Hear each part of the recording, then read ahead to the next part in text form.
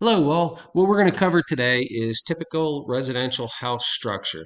Now, before we start building our building, it's really important we understand all the components that go into creating this house, especially the structural components of the house. When I talk about structural components, I'm talking about the components that are going to support our entire house so it withstands the wind, the rain, the snow, and any other kind of elements that might be out there. So we need to understand how they relate to each other and their importance in the entire building process. So we're going to break down the main components into three different parts. What you're seeing here right now is a rendering of I think, a really nice house. From previous PowerPoints and learning, you understand you're looking now at the front elevation of this house.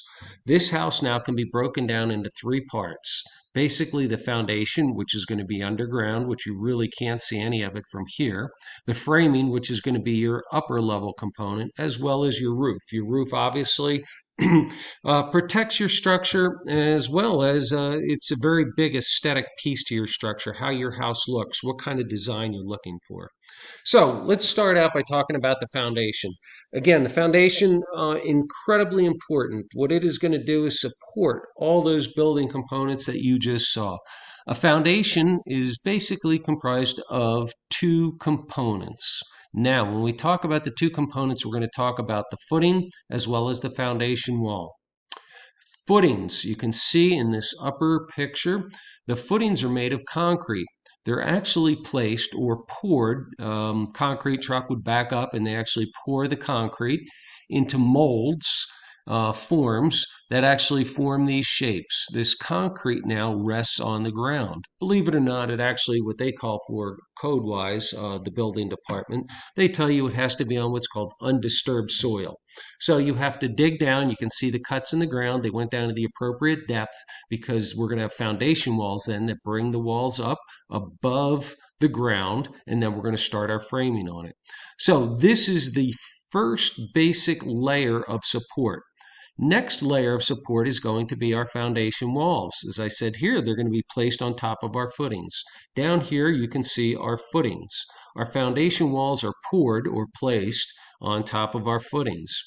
Foundation walls obviously make up your basement. If you're going to have a basement down here, this could become livable area. That's why we have a window in this one. These have to be really square and they have to be level. In other words, they have to be straight and they have to be true because you're going to build the rest of your house on this. These really dictate how well your house is going to go. So it's really important these are placed well. Next up comes your framing, your floor and your wall frame.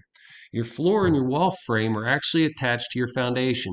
Here you can see where the foundation has come up above the ground. There's actually some foam on this one, but the foundation comes above the ground.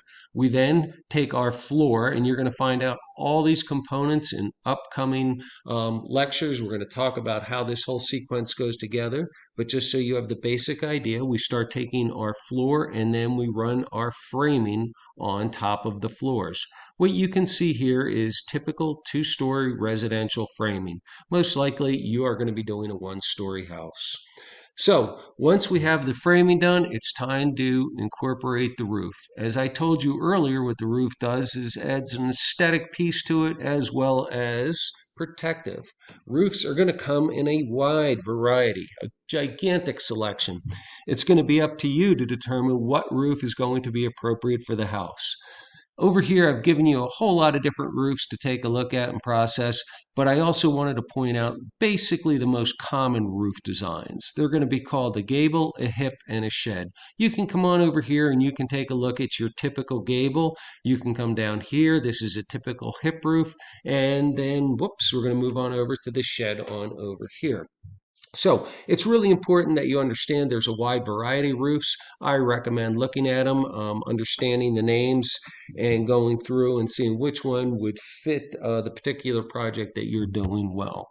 So that basically concludes our structural components, basic structural components of a house. That is it. Thank you. Bye-bye.